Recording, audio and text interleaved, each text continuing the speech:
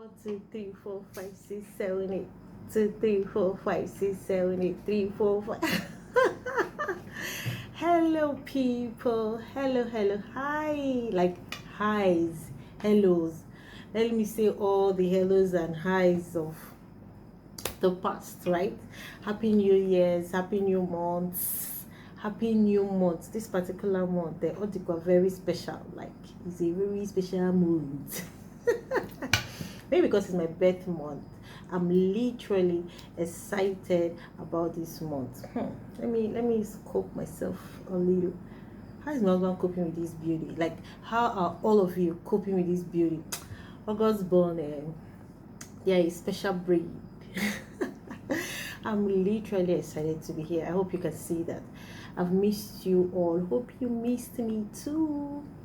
I'm happy to be back. My name is Rita Edward, daughter of the Most High God, proudly the wife of Harrison Edward, the life of my love, the love of my life, my forever crush, my sugar banana, get it,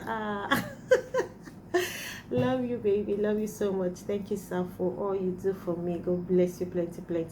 Can you see my babies? My 4 adorable babies, Michelle, Taylor, Purity, Hansel. They are all God's gift to us, and we're grateful for them. If you're new to this channel, please subscribe, like, share, and comment. Some people call me Mama. Some people call me Riri. Others call me Anta. Some people call me Shakara Food. I'm different things to different people, and I like it that way. Yes, I like it that way. Welcome to, should I call it the welcome party of In the Name of Love? I'm literally excited to be back. It's been I think a year plus, right? You see why the excitement is much, and I'm back, and I'm not stopping again, right? I'm here. So in this period that I've been away, a lot has happened. A lot. I was hot. I felt betrayed. I was lazy. I felt guilty for not showing up or doing so much. My faith grew. There were things I trusted God for. My faith was stretched. In short, if I want to describe last year, I can say it was like a sweet and sour kind of year. Yes, it was a sweet and sour kind of year. God showed up. God is faithful. Like, I always say it, and it's not something I just say because I'm a pastor's wife or because I'm a Christian. I say it because it is the truth.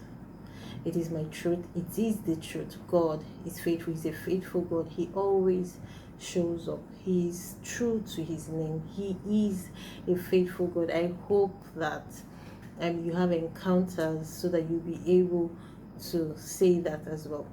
Now, talking about hurt,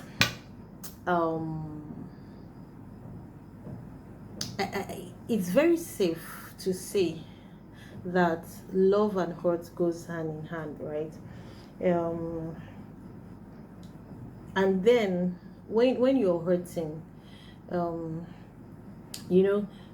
you can say, or for instance, like I'm saying, I was hurt last year, kiniko, and all of that. So when you're hurt, most times you think it's about you. There's always two sides to the story, You're hurting because you probably are seeing the matter or the issue, as the case may be, from your own perspective. The other person also has a perspective to it. Do you get? If you understand this, I think that it will make forgiving easy for you. Now, I said earlier that hurts is a part of life. Now, do we stop loving because we were hurt? No, we don't. What you do is that you learn that in every hurt there is a lesson that needs to be learned. You learn your lesson. You go through the process of healing and forgiveness. For some people, forgiving is easy or fast. Let me use that word, fast. For some people, forgiveness can be fast. For some others, they take their time, Whether it's fast for you, whether it's not fast for you, just make sure you don't stay hurting, okay? It's very important that you forgive. forgiveness is for you more than it's for the other person. Do you get? Learn your lesson, go through the process, have a conversation if it's possible. Talking about conversation, if you need to have a conversation with someone that hurts you, I would suggest and advise strongly that you do so from the place of forgiveness.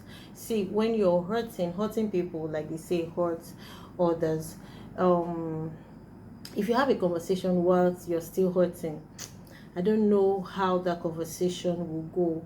It might go well if the other person um is matured, you know. But most times it's better when you have conversations from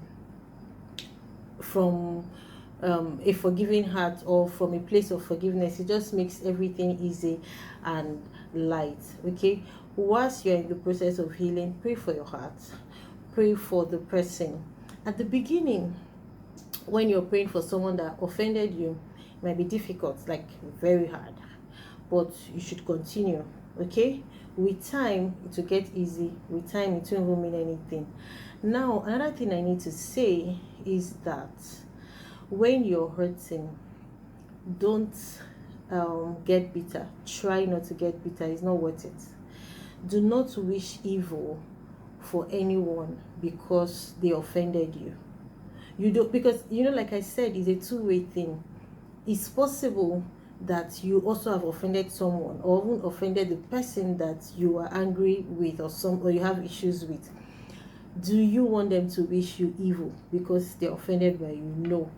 Now, whether or not somebody else is going to wish you evil, don't fall into that trap. Don't get into that trap of wishing someone evil because they offended you. Guess what? Most times the people that hurt us are people that we love. Like it's only someone that you love or that you care about or that is close to you that can hurt you. Do you understand? So how do you even start wishing evil for the person? Do you understand? Don't ever get into that trap, which is why it is very important that you pray for yourself, you pray for the person, you pray for your heart. Do you understand? You pray for yourself, you pray for the person, you pray for your heart, so that you don't get to that point where you're wishing someone evil because of some issues that with time you probably laugh about or something. And then the truth is that for us as Christians, love is a command. Yes, it's a command. Everything about our faith hangs on this thing called love. Do you understand? Which is why I said that we can't stop loving because we were hurting. We can't stop loving because we were hurting. God so loved the world that he gave his son. He gave his son, the people he gave his son to kill his son. Yes, it was all part of the plan and all of that, but God loves us even though, so we can't stop loving because we're hurting. And then you also cannot withdraw from people because you were hurting. You see, I like forgiveness. I like the idea of forgiveness a lot because it makes our heart soft. It gives us like a heart of flesh. But when you close your heart, when you shield yourself and all of that because you were hurting or because of an experience, after some time you might not even recognize yourself anymore because you become so cold and so hardened. Do you understand? Because of issues of life. Do you get? So you don't want to get yourself to that point where you don't care anymore because something happened, because what you need to do, learn the lesson, pray for your heart, pray for the person, define your relationships, and move on. Now, another thing that causes hurt a lot is expectations, which is why I always also say to people that we need to define our relationships. So you can take someone so dear to your heart, meanwhile to the person you are just like an acquaintance.